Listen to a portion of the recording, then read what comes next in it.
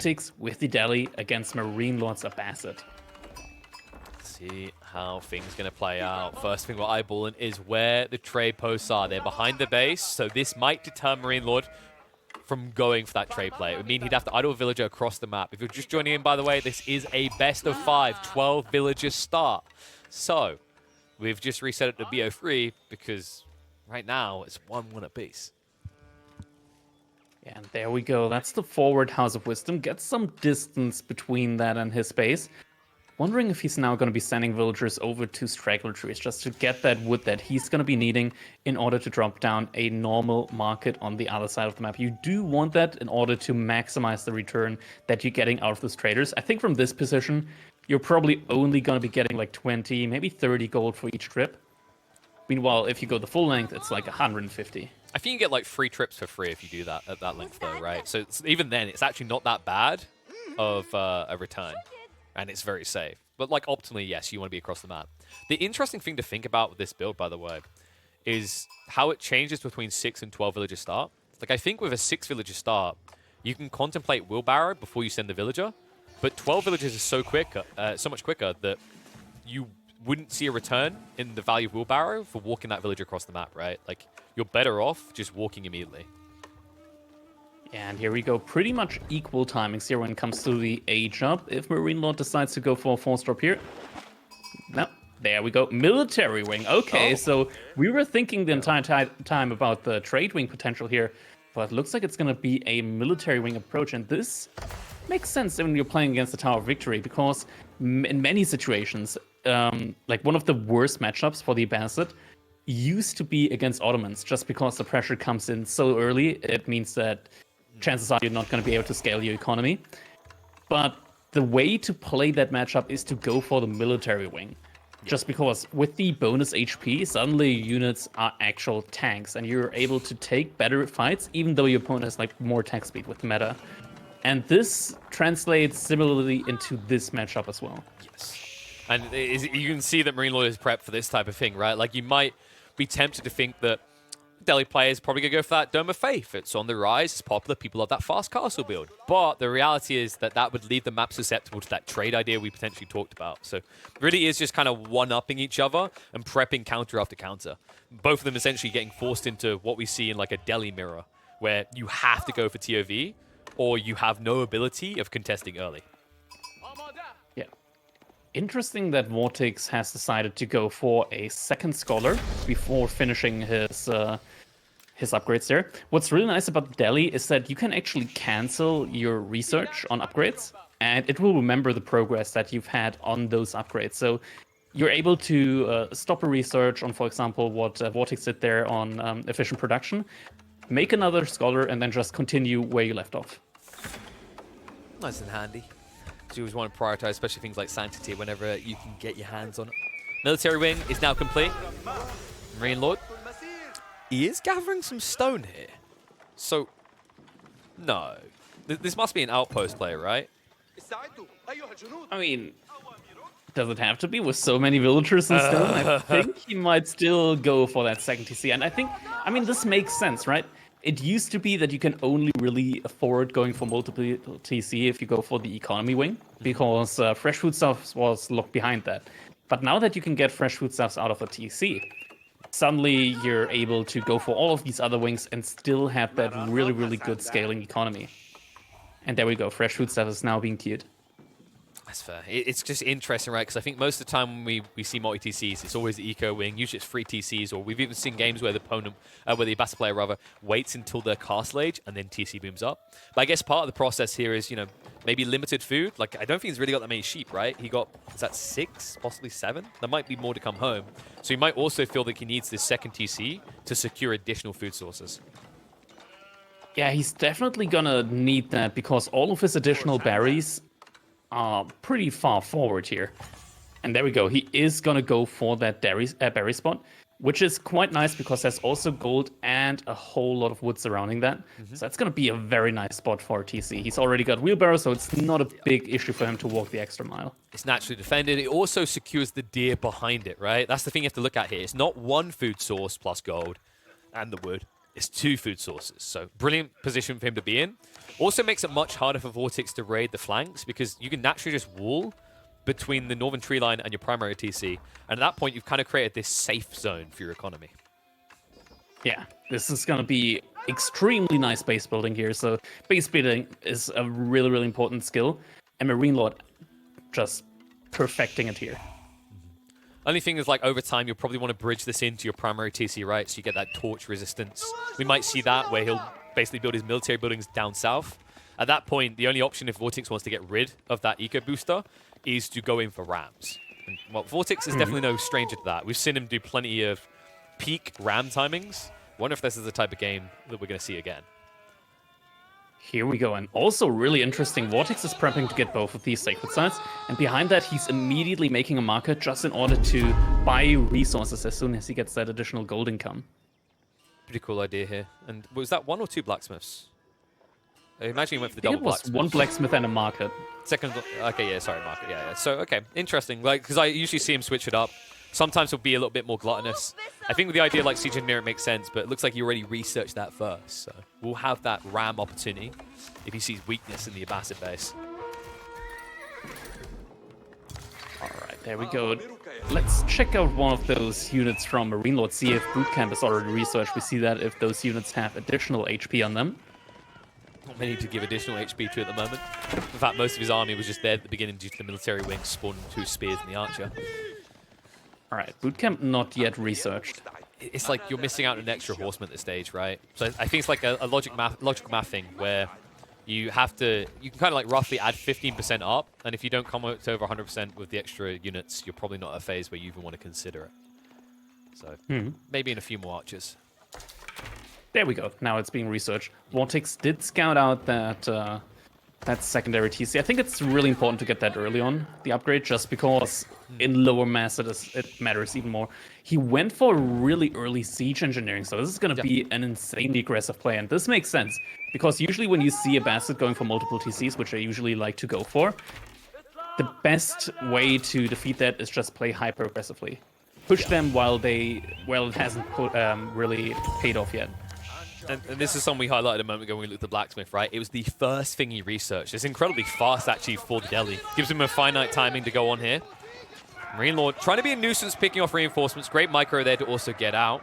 Does at least reset the timing, but we know VortiX is ready to go. Second round has been prepped, and I don't even know if this has been scouted yet by MLord. I don't think so. It's perfectly positioned behind that stealth forest.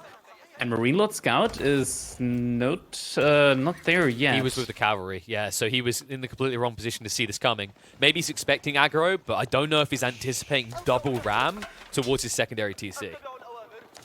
2 rams is the sweet spot in order to take down those TCs, and it means that with 2 rams, it's not enough to like pull 10 villagers in order to repair, and the mass advantage right now firmly in the hands of VortiX. Now MarineLorD knows, but yeah, is he going to be able to defend that? Shuffle in. It's going to force a lot of idle time on the villagers. Even if he can actually keep this up, the repair crew that be required. Not many melee units to just instantly take out those rams either, so should be able to find their value. Horsemen wrap around the backside, a commitment to the spears as well. Into the choke point goes MarineLorD, just trying to body block out and protect the archers. But he needs to pull someone to address the rams. Still looking pretty healthy. Heavy damage in. The idle time that is being impacted upon MLord means that this extension TC isn't seeing any value right now. And all of the units here are going down for MarineLorD. VortiX still has a really, really sizable army here. And with the 2 rams, the repair is not going to be in time. It's just going to cost you so dearly in the meantime as well. I'm just looking at the military mass. You know, you're going to see a soft reset from VortiX as the TC damage is adding up. But still, the idle time of, 20-plus villages, plus the repair costs alone, definitely sets MLord back from the lead that he was starting to build. In fact, this commitment isn't a big deal for him because he has so much wood floating, but the villagers being out of position could be really tough for him right now. I mean, I feel like VortiX maybe even considers just pulling 1 villager to repair these up, right? Get maximum bang for buck. Probably even sets up a 3rd ram here, commits with more conviction. An issue was that MarineLorD's main food economy was on those berries there. Yes. And those being idled means that he is struggling right now when it comes to food. Yeah, you can see the only thing he can afford is an archer army, right? Before he was pushing horsemen, but those are bulky boys, 100 food apiece. Obviously, he can at least afford double TC production due to the fresh foodstuffs, but he's definitely feeling the sting elsewhere. Yeah. There So we go. 2 more rams coming out. I saw the wood. Really wants to put a stop to that. VortiX is probably, I would actually say, the best player at these ram timings right now. I have not seen anyone take to ram timings as well as he has. He's always had it in his blood. We've seen this through the history of AoE 4, but it feels like it's taken on a whole new role since the recent patch, and VortiX is exploiting that to the maximum. Excellent observing here by Dr. Epson. We do see that VortiX did indeed buy some wood in between, so he's really making full use of that bonus gold that he's getting from those 2 sacred sites. Shuffle in the rams. Here he comes. It's going to force the out of time again. Notice that he actually just lags behind with the injured ram to ensure that it just gets in to add damage without being taken out. The pushback, pushing everything back past the wood line. This time, I don't think the repair crew are going to be good enough to stop this. Wait, guys, can we? Yeah, VortiX is focusing them right now. A little bit of a traffic jam here. The ram shuffle. When mummy and daddy ram come together, they could adopt. Actually, I don't think ram should be rubbing up like this. That's probably going to start a fire. That TC is going to go down. I mean, this is for 3 rams. That 4th one has been about as useful as me in a team game. And even behind that, MarineLorD still probably won't be able to win military-wise here just because of the horsemen coming in there, and he just didn't have the food economy that he needed in order to push the horsemen. Now he has more food income, but he had to sacrifice his wood income, so he had to pull some of his villagers that he did have on wood there. He still has an economy number lead, but the investment was huge there. He lost a lot of villagers, and he had to repair, as he said earlier, and it's just a lot of idle time in there as well, and this is going to be looking really, really rough now. I mean, even with the blacksmith upgrades, it just doesn't feel like he's cleaned up the horsemen quick enough. It still feels like a big dub for VortiX. Remember, he's also got the sacred sites behind this. That's a few extra villages each, so he's got like, 8 extra villages? Something like that, roughly? Oh, sorry, 6. It is good either way for him. And MarineLorD, I mean, like, what do you do now? Do you think about trying to reset, get another TC, or you just have to accept this and play 1 town center? I don't think you can invest into another TC, but I also, like, look at the food income right now for VortiX. The huge difference there between these 2 players when it comes to food income. The economy from VortiX is just way better right now because he's also getting 300 passive gold, which he's just non-stop using in order to buy additional resources. And with that resource bank, let's actually take a look at the market again, see what kind of resource he's buying. This must be pretty low at this point. I think he probably bought even some food, potentially. Lordy. No, actually, it's funny because in Age of Empires 2, the trade doesn't reset, but in Age of Empires 4, it actually does reset. So after a certain amount of time, the prices normalize again. But it's shared. So what we're saying is MarineLorD was more busy playing a stockbroker than playing a warmonger. He could have stopped this from occurring. I'm kidding. This is brutal. I mean, look at the desperation. All villagers will be eating venison tonight. He hasn't got much left behind this. At least he's going to be able to take that ram down really, really fast. It's even making the game lag a little bit with how many torches there are. That wouldn't have been too bad if he at least got the mill kill, because then, like, you idle them up, having to rebuild, right? Like, it's a small difference in conjunction with the torch time. By the way, can we just, like... There's been a lot of death cries here. These death cries... Like, I don't know which voice actor recorded this, but I'm pretty sure whoever it is, they maybe just graduated preschool. It's a very dramatic Probably death. have lost their voice multiple times while recording that in the studio. It's like C-tier actor at best. It's like, oh, woe is me. Oh. He's killing me. Help. MarineLorD is still holding this, though, and, I mean, right now, VortiX has pretty much gathered through most of his berries. So there's also a little bit of a transitioning period here right now for VortiX's food economy. I say that as its food per minute skyrockets once again from 600 to 900. Yeah, so here's the problem with that statement, Crackedy. VortiX has access to other food. Would you like to look at MarineLorD's base? And how's the Bambi crew doing? Can we... Bambi crew is probably I think they're pretty soon to be depleted, yeah. Yeah, that's a lot of idle villagers as well. Oh, lordy. Well, berries it is. Somewhere. Okay, he's moving all the way across to the other deer catch now. Meanwhile, VortiX is like, well, if he's going to run out of food, let's accelerate that process. Oh, he gets a castle age timing behind all of Oh this my aggression. god, come on. Like, As soon as that comes through, surely it has to be GG. Like, he's taking his berries too. that's what I said. Yeah, like he's literally just like, oh, you're running out of food? Let's expedite that process. All right. I'm just going to say, as soon as that age up completes, instant GG. I don't think there's going to be any doubt in MarineLorD's mind that the game is going to be over once that age up comes through. So what you're saying is once that age up comes through, there's just a mass in the Abbasid Empire. I'm sorry, I'm not doing it. I'm not being mean to the actor, by the way. Like, they were probably told to make it overly dramatic, and then someone boosted the sound file. But you're definitely going to feel that in your ears if this doesn't work out. A clash around the berries. Oh, VortiX actually getting a timing here where VortiX didn't have that many units there, so MarineLorD actually able to reclaim his own food there. But now the H-up is coming in. Revenge on the Rams. All right, that's all that matters. Yeah, it looks like MarineLorD has made up his mind. He's not gonna go out here the easy way. Look at that, 3 scholars already. Only 3 minutes for that for that technology to come in. And remember that MarineLorD, yes, he has made sure that VortiX, the vile villain, doesn't take away his berries. And yes, he does have that deer on the north side. But after that, he still has to think about farms. That's not easy to do under this type of pressure. He'll feel a need to push even more units now that he knows he'll be up against heavy cavalry and men-at-arms.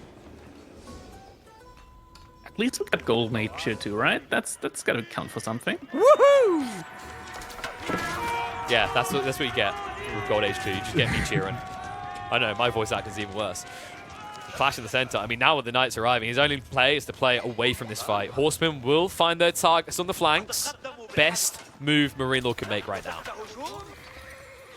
Yeah, these horsemen are gonna get a couple of villager kills here, but there is wheelbarrows, so they're gonna be quite speedy when it comes to their escape. Also probably have textiles, since that is free for the deli. No, hold on, so let me just... They don't have tech... No, they have textiles. You can see how they're getting tickled. Not going down that easily. And now the brute force comes in. Now remember that there is a golden age there, so the torch down isn't going to be quick. But if I know VortiX, with all these archers and spears, if you really want to burn stuff quicker, you could always just build some more rounds. All right, we got a ton of spearmen right now from MarineLorD as well. And he has a massive lead when it comes to the archer numbers. Is it going to be enough in order to win this fight? Also tries to get some raids there. Isn't looking though, so it's just going to be a just passing kind of moment there. These men arms aren't just going to pass by. They're going to make people pass the afterlife. That's the bigger problem he has. Looks like there's going to be hesitation for the moment from VortiX. Doesn't want to overextend himself. But goal here is to just whittle MarineLorD down. The archers are being somewhat sacrificed here. The upgrade still hasn't come through. 25 seconds out. Still trademark. I mean, like, I'm looking at MLord's resources here. Like, I'm worried if he can't actually get those berries. Maybe VortiX doesn't know about the deer stack being taken right now. But the problem is, like, that deer stack, I don't think there's enough left there to get MarineLorD Castle Age while still pushing army. Yeah, he's got 0 villagers in gold right now, so Castle Age is not even on his mind right now. We saw the silhouette of the forward keep. Well, that has to be the famous get out of my game keep. No, that's these are my berries. Mine! I tried to tell you earlier. But you just wanted to ignore me. Well, now I'm going to remind you of what I've done. Massacre will commence. Camel archers have been built. They might struggle to last long here. Yeah, they're mitigating some of the damage that Knights have, but they still have plenty to clean up the archer army, especially after MarineLorD got baited away with the spearman mass. Here they come again, but VortiX is just going to use that little timing there in order to... Yeah, it's going to go. It's going to go up, right? Surely it's not going to be a push out here from MarineLorD just in the nick of time. Does he see it? Can we check vision here? Because like the building's just he 100% sees it. Yeah, he sees. But he knows he can't commit because he'll just die to the lancers right now. That's the problem he has. He needs to finish off the last of the archers. Brace will come out. Nah, he has phalanx. He can in theory commit. Like, he has to push out now. He needs to kill the villagers right now. There we go. He kills them off. One village. Oh no, never mind. They have textiles. No, VortiX doesn't commit. Okay, but now there's this castle standing there that, like, you only have 4 spearmen to torch down. It's actually not the worst idea from VortiX. Just wait for reinforcements. Yeah, the spearman went down there. That's not going to be pretty. I mean, we might just see a GG. Like, he hasn't got enough archers to kill off the villagers. VortiX is just playing him. Yeah, this is not gonna be the easiest hold here, and now he's gonna commit, I feel like. Yeah, you're at Actually, that stage. One He gets villager. it. Like the, 2 villagers. yeah, but it's Okay, like never it's mind. Not textiles, happening. and these are feudal age archers, Crackedy. Let's not live the dream.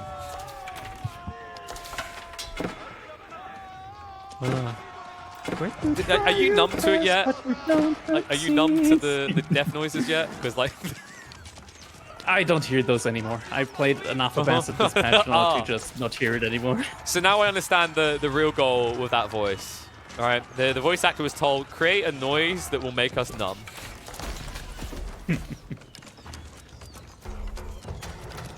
And now, Oh, village fortresses Oh, just man. completing in time. Just in time to take his take a while. berries.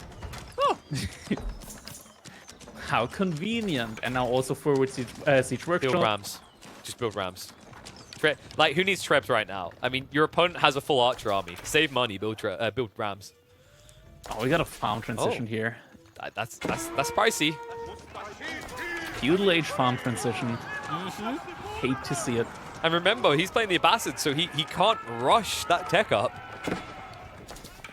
Oh, lordy. Oh, if those knights went further. Oh, just proxy collecting those relics. Got Don't a mind me. mosque, might as well use it.